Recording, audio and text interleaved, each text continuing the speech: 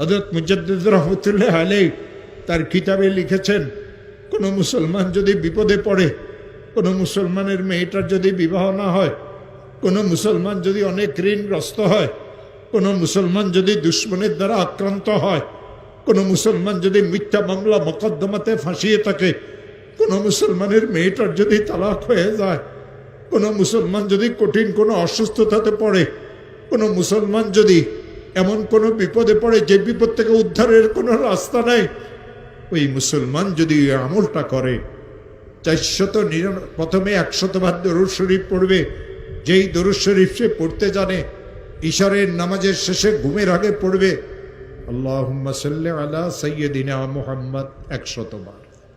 499 বার পড়বে লা হাওলা ওয়ালা কুওয়াতা ইল্লা বিল্লাহ। একবার পড়বে লা হাওলা ওয়ালা কুওয়াতা ইল্লা বিল্লাহিল আলিয়্যিল আযীম।